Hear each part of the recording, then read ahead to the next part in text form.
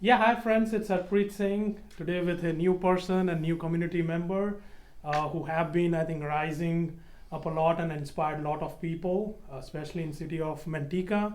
So again, I think we always like to know from our community members what they were doing previously. They have been at an elected office and how what was their experience after that. So thanks for being at this project, so-called for covering Sikh community members. And so, can you tell us what was your experience like before, and like why you decided to run for an elected office? Okay, so first of all, hello everyone. My name is Gary Singh. I'm actually a councilman for the city of Manteca. I'd like to thank you, Harpreet, for doing this today, and it's commendable that you're actually doing this to kind of highlight some of our Sikh community leaders and also to let the next generation know, opportunities that they can also have, and hopefully we can lead by example for you guys. So my story really is, I don't come from a political family. I don't come from an area, where I was ever thinking about politics. People that know me from school probably would have never thought I was going to be a politician. I was kind of a bookworm my whole time. So I came here at a very young age. I originally came here when I was 4 years old. My parents are very traditional. I live in a very traditional family. But, education was always important. But for me, the hardest thing was learning English, actually. At a young age, you're only speaking English for the 4 or 5 hours that you're in school. And the rest of the time, you're speaking Punjabi at home with your parents. And they're not very fluent in English. So obviously, they're not going to teach you anything. So because of that, I can tell you from my childhood-wise, so I grew up in Tracy. Then I went to Lathrop, and I went to elementary school there, and then went to Manteca and went to Sierra High School there. So locally here, I was teased a lot, made fun of a lot as a kid. Even if you look at it, like you, I don't wear a turban, but just because of when we had arrived in the early '80s in that area, nobody knew who Indians were, who Sikhs were. Everybody thought we were Middle Eastern. That was also the time of the first Gulf War. So with President Bush, the senior. So everybody thought I was Saddam Hussein's son. So I used to get picked on a lot. It was very frustrating those years. There was times where I felt like I don't even want to go to school. And and on top of that, I couldn't speak the language. So, people would make fun of you even more, and then teachers would get frustrated with you, or they didn't really know about ESL or English as a second language as much back then. There would be kids, bullies, all the time that would do things that are wrong and then just blame it on me, and I would have no way to defend myself. So that's kind of my childhood. It was really interesting. And then my parents, my dad started in the donut shop business back in the days. He used to work for a company called Winchell's, which is like the Krispy Kremes of that day. He left that business, then he went into the convenience store business. So this is all in the '80s. And when he went into the convenience store business, we were very humble beginnings. We lived in an apartment, 1-bedroom apartment. My dad had roommates and partners, so there was like 6 of us living in a 1-bedroom apartment.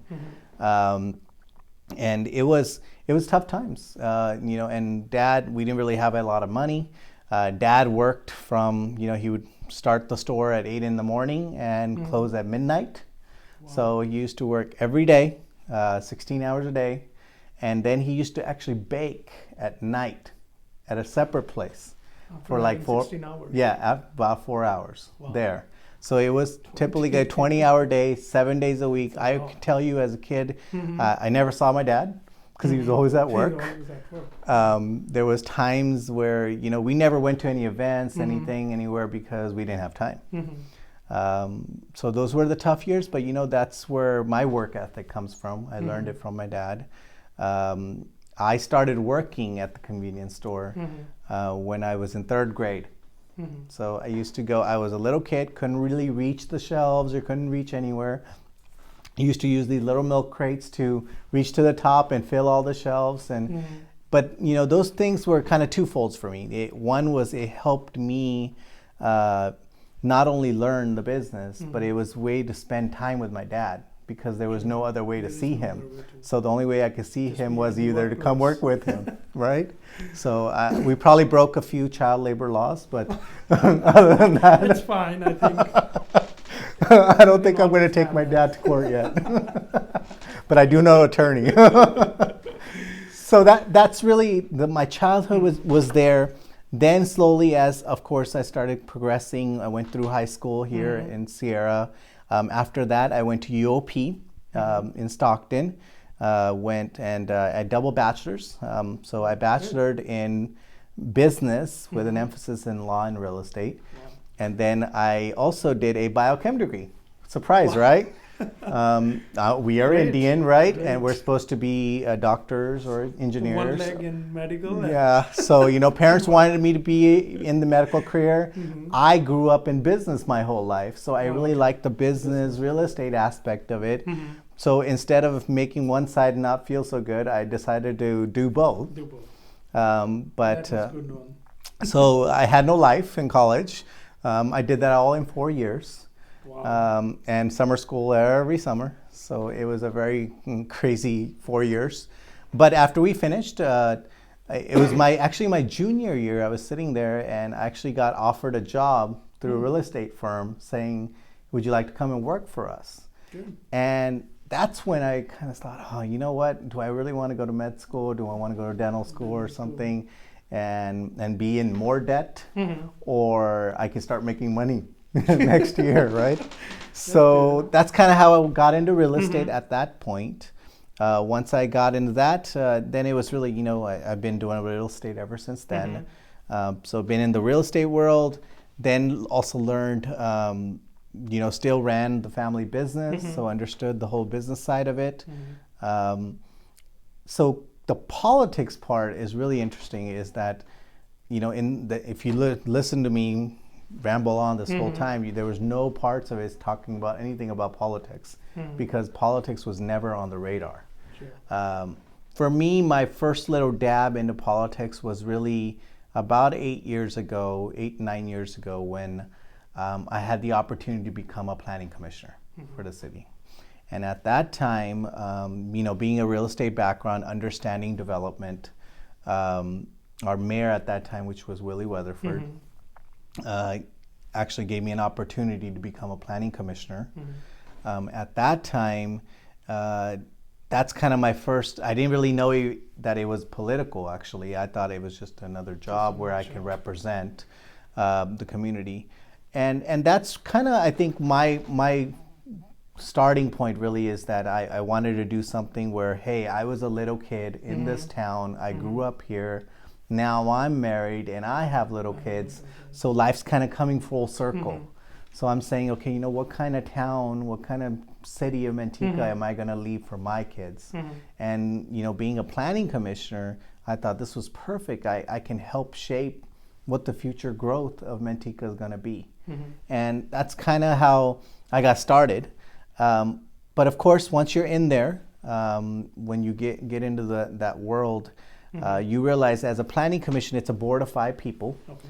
And they actually report whatever we do. We give our whatever we feel the best advice, and we give that to the city council, and the city council makes the final decision. Okay.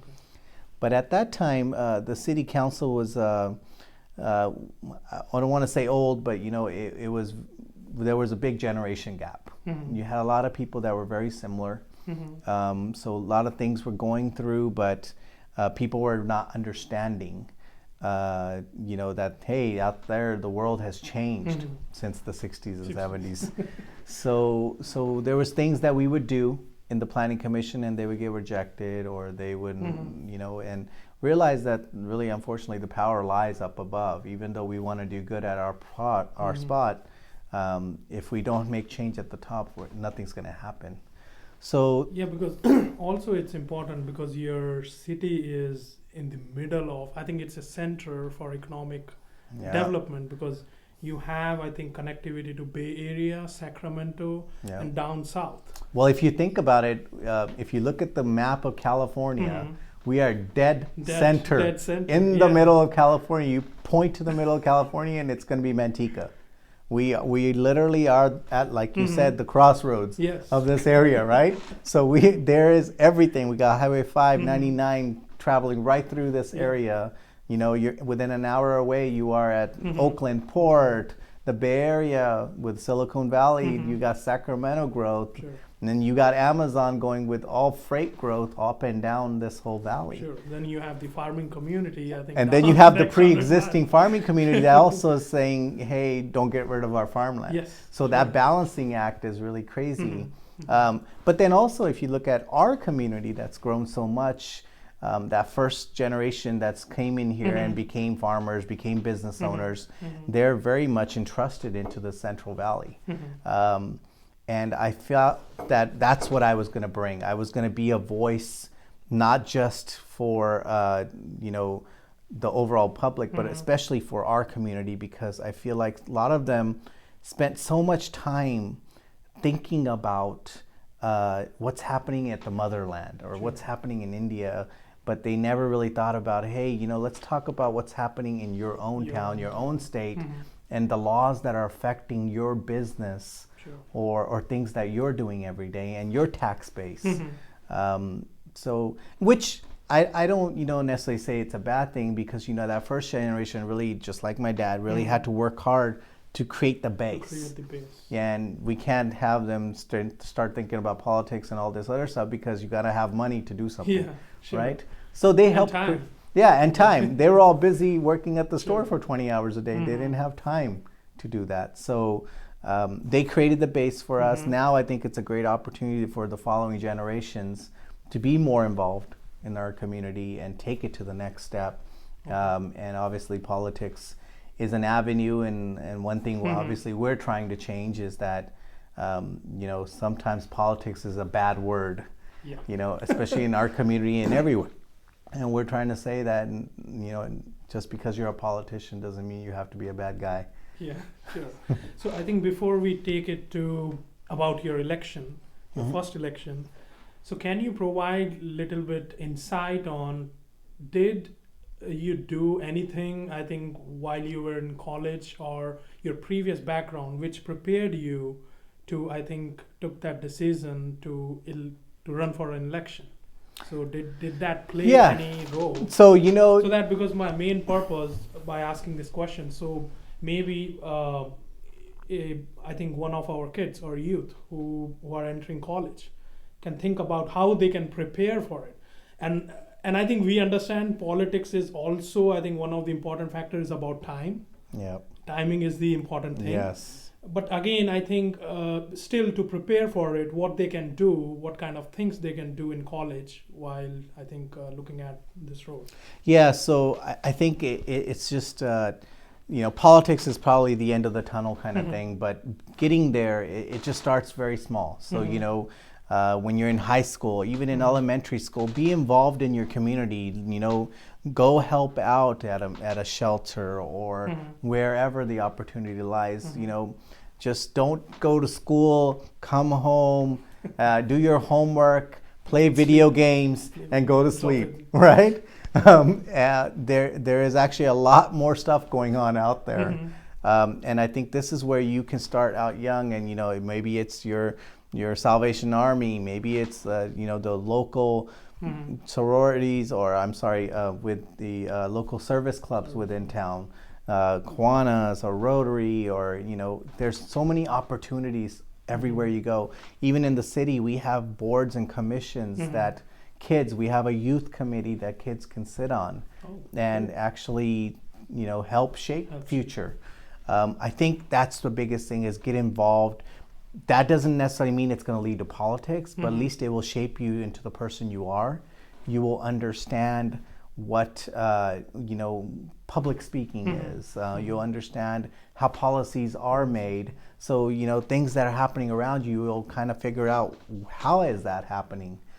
So yeah, definitely, I think from a local, from an early age, I think you could definitely get involved within your own school. If there's little committees or some things you can get involved in. It doesn't necessarily have to be a political thing. You can run for class president and vice president and treasurer, but it could be other committees or anytime you can donate your time. I think that's really the base, is that us at a local level, we are donating. It's a community service. People think politicians make all this money, but that's not true at the local level. So that's why you have to have that stronghold and the time, because you're not going to get rich being a local politician. And the reason I say that is that our monthly salary is $600. Wow. So the amount That's of time, important to know. so the amount of time that I spend doing that, I'm running negative every month. So it's definitely not for the money at the local level. And can you also tell the salary of a mayor? It's the same. Okay. So $600 divided by 30 days, it's nothing. It's nothing. Okay. So you better have something else. You better have a day job. That's different than running for Congress or as you go higher up, obviously they make money. But at a local level, we do not. But that's where kids can get involved in their schools. I think once you go to college, same thing. I think the public speaking aspects or where you're doing presentations. But also I think what helped me was that because I double major, I had a really wide spectrum of general knowledge on a lot of different things. You'd be amazed that, hey, he's a real estate guy, he's a business guy. Well, what is he doing with a biology degree? Or, how does he even use that? But it'd be really interesting because I was using it not too long ago when, so our city, we have a solid waste department. We have our treatment plant that takes all of our, sewer water from. I think every city have that. Yes. So and guess what? When all that sewer water goes into the treatment plant, it's a biological process of how you break down all of those things. And actually, the city goes through a tertiary process of cleaning our water, and where it's pretty much close to being drinkable. And that's what they unleash into the river. It's actually clean water taken from our sewer. So that process involves anaerobics and all of these different microbes. And so then, when I was there doing the tour and I was talking to the person, all this stuff was coming back to me. And I started having a real conversation on a biological level. And they're not used to having a councilman talk to them about biology. Yeah, but I think it's always good to know, because you're looking at these piece of documents which are just saying bunch of stuff. Yeah, and to the normal person, they're like, okay, sounds great. Yeah, sounds great. If I think your it would not be public works department, but some department who is taking care of your sewer district. It's public those works. People and they are just providing you, and if you don't understand, you just say, okay, it's fine, I think whatever you're doing. So you don't have, I think, any insight, or you cannot, I think, properly supervise them. Which is your job. So definitely I think the general knowledge of getting a little good aspect of everything really helps, not in a political career, but any different career that you chose, or anything in the public sector, because it makes you more valuable as a person. Sure. So I think moving fast forward, it's your election time, or you are making a decision. So can you provide us a little bit of insight when you took this decision, and who were the people who just encourage you and provide the journey from that decision to the election day? For the first time when I ran? Yes. Okay. So again, when it comes to elections, it is a all hands on deck. When I ran the first time, I was known, but not that well known. When the general public, I was the youngest guy that was running at that point. To this day, I'm still the youngest person elected.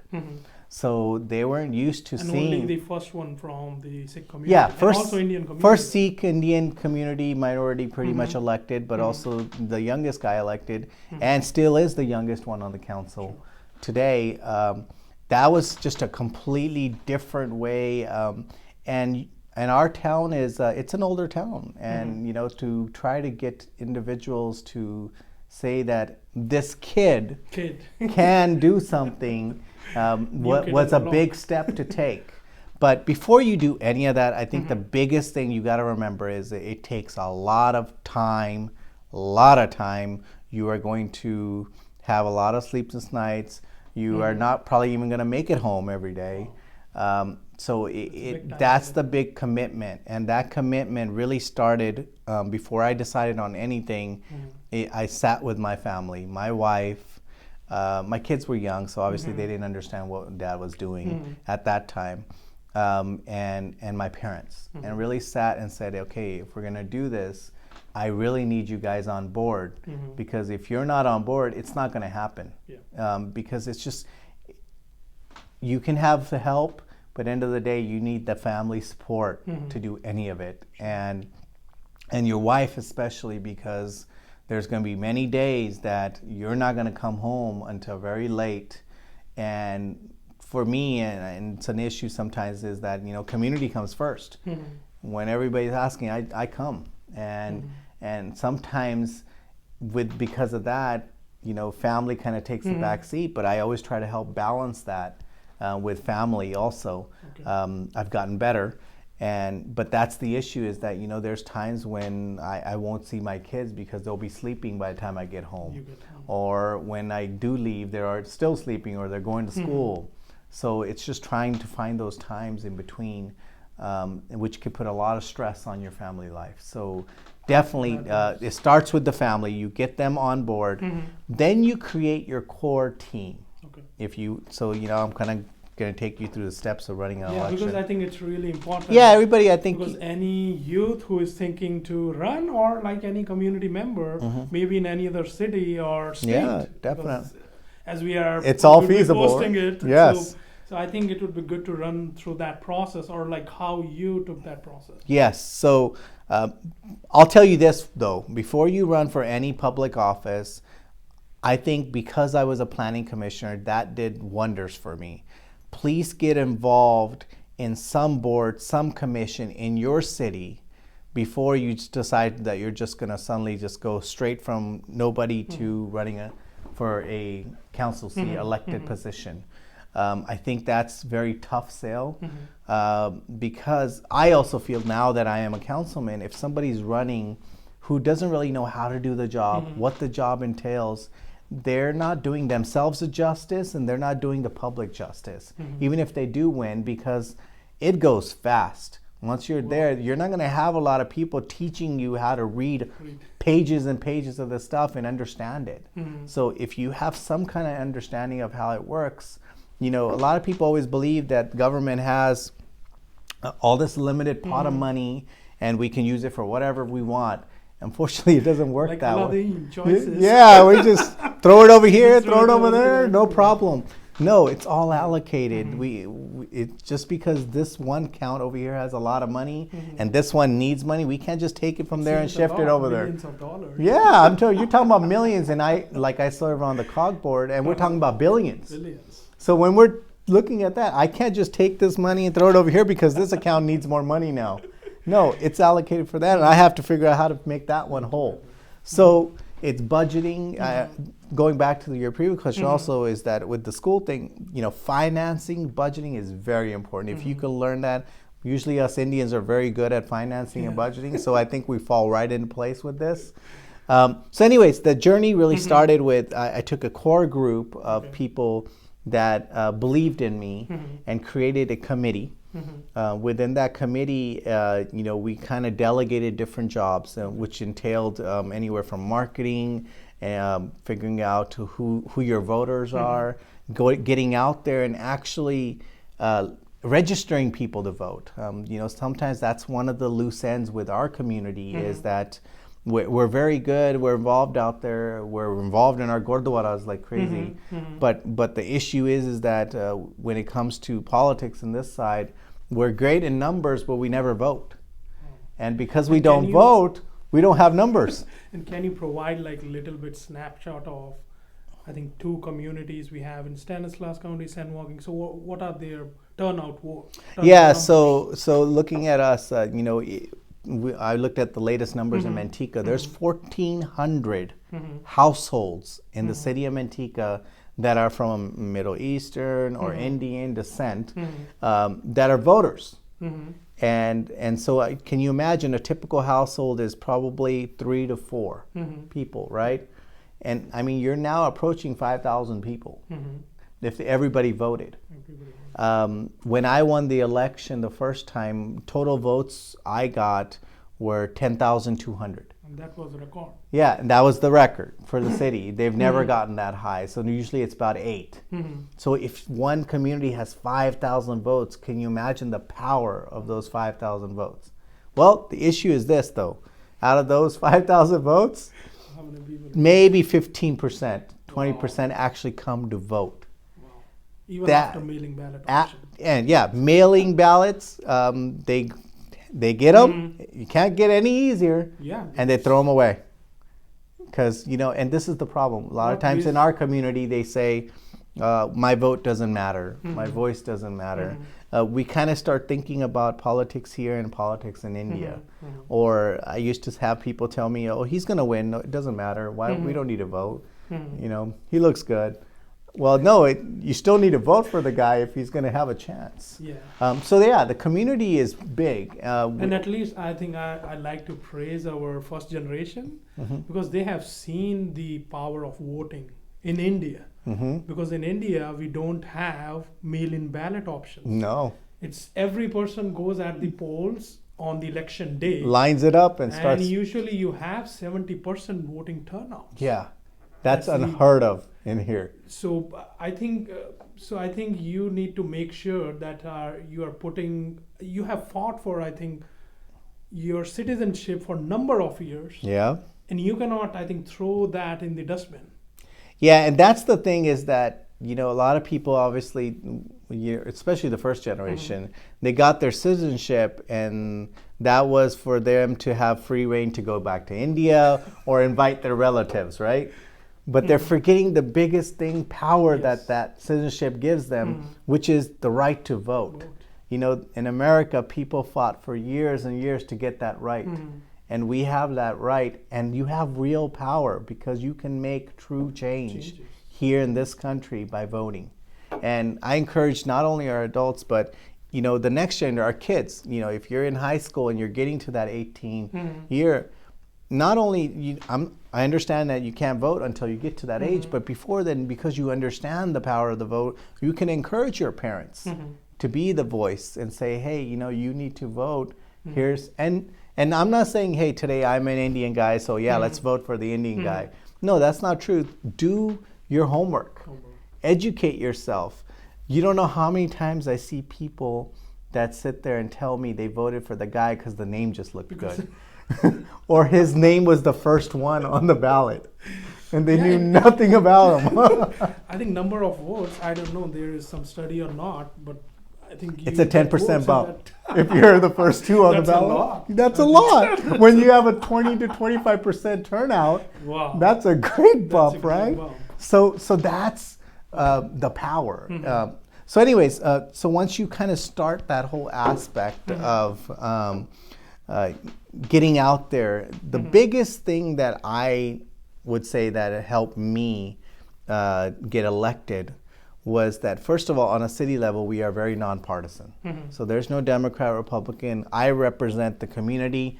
I don't represent a party.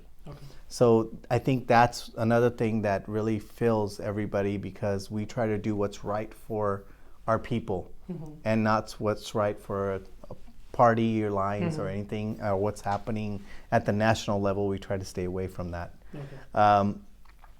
So the other aspect is then me and my wife and our team of people, we walked. We knocked on doors. it's really going, I understand we're in the world of social media, and I was a big social media guy. I kind of brought social media to the city. I was the first one to kind of put a candidacy on social media in town. But it's still really going back to the grassroots of, we walked and knocked on doors.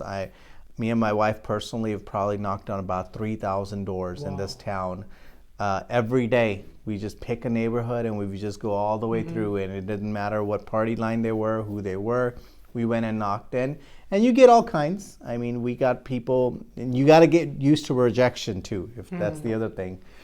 You'll get people that are saying, yes, no problem, we love it. And then there'll be people saying, you'll get racist remarks. You'll get people that tell you, we don't vote for your kind. Oh, okay. And they would slam the door on your face. Wow. And I used to walk back and go to the next house. My wife didn't take it so easily. She was wanting, go choke them, but I had to keep her in the back. Sure. But you get everything. It's still out there. But I've grown up with that, so I already understood. I'm kind of just, flies right over me. So now you have become thick politician. I'm a very thick skinned when it comes to that, right? I'm used to people complaining. Okay. So I think the walking piece, the social medias, really looking at how, I think the public doesn't want to see you as a politician. The public wants to see themselves in you. Yeah. So how can you relate yourself to the general public without trying to be this upper echelon politician, because then it looks very fake.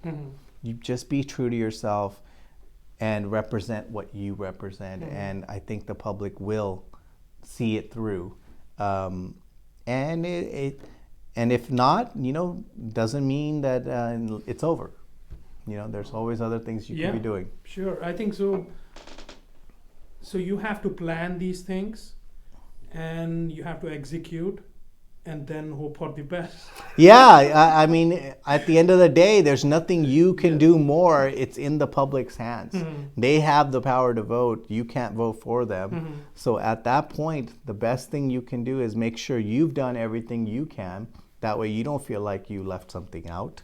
And it takes a lot of planning. I mean, before I ran, I was a year and a half before where I started thinking about it. Good. I think so. You have provided good insights, and I think if anybody is thinking about, running for an office in a city, probably in California or anywhere, because I think those activities remains the same. Yeah, it doesn't matter. I mean, honestly, anywhere you're running, it could be anywhere from a local PTC club in your child's school, or it could be the school board, city council, mayor, and school and supervisor, county super. It doesn't matter where you go.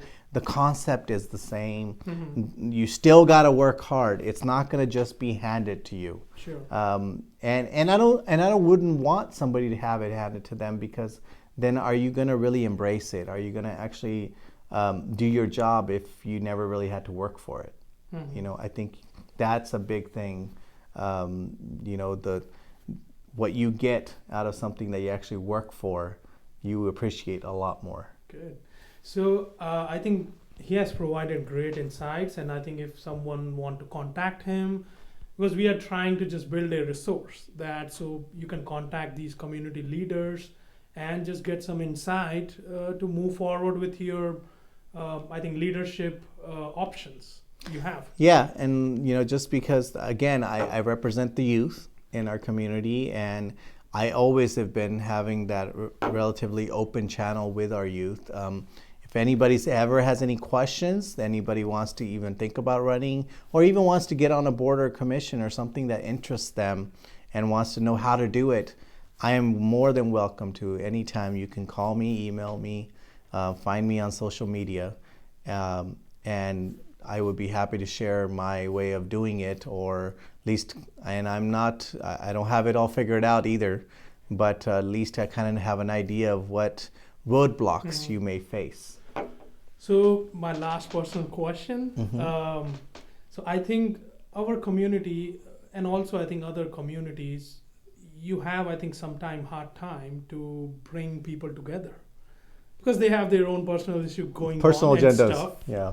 So So can you provide a tip to Wow. Yeah, so at least I think based on your experience, how you can bring people together in the community. Yeah, so I think first it starts with you as a person. You know, if you're going to be biased towards a group and another, and then that's what you're going to get back. You have to be very open-minded. When you are in a certain type of position, you cannot pick one side or the other. You just provide the facts and stick with that. And then also have, you know, your work speak for you. If you're doing a good job, the public will embrace that and come with you. In our community, that's the toughest part, because everybody's kind of has their subgroups, and this guy doesn't like that guy, and they don't want to talk. But you could be that person in the middle that they can all come together for, because as long as they believe in you, it doesn't matter if they don't like each other. They don't have to like each other. They just have to like that what you're doing is great for everyone. And that's where, you know, I've always tried to do that, where I meet people every day from different aspects, and you have a sense of confidentiality. You don't share stuff that you hear from this side to the other. But at the same time, I think honesty is the best thing. A lot of times, don't be that politician where you just kind of tell them just to make them feel better and never do anything. And just tell them the truth. If you can do it, or if you know how to get it done, then share that with them. If it can't happen, just tell them, and they might not be happy with you because they felt like, you know, they voted for you and you need to do their work. If you didn't do their work, now they felt like they wasted their vote, right, on you? I've heard that before. But you know, that just tell them. They might be mad at you for a little bit, but you hope at the end of the day they will respect you because you at least gave them what you honestly felt.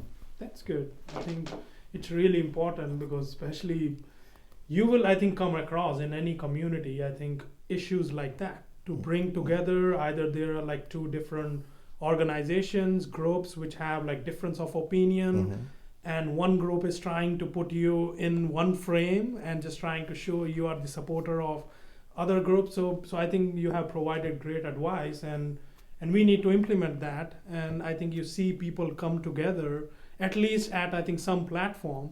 Well, you're seeing that now, I think, because we're getting involved. You know, you have Simran and Tracy, you have Sunny and Lathrop, you have Manny and Modesto, and Manny's running for a position that's on a state level, and we've all worked hard together to bring all of those opposing forces together in unison to work for one person to make sure that they can get somewhere.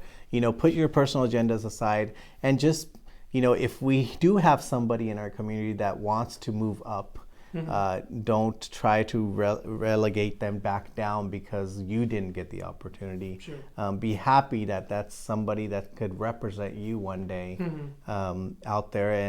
And you know, the biggest thing that I bring, like even to this community, is the just like my parents, is the English barriers that were there on the language side. And now, you know, the community feels that, hey, one of our guys there, and we can actually have a conversation. That's good. So again, thanks for your time, and you have provided great insights. I think we were not able to cover other topics I'd like to cover, but maybe in the next Maybe video, we'll have to come on next because time. I think Manteca is so much things going on in Manteca. I think we can have like at least a couple of videos on that. So thanks for watching these videos, and see the next community leader and the advice which you can get. And I think any suggestions you have, you can let us know through this channel. And thanks again watching for this video.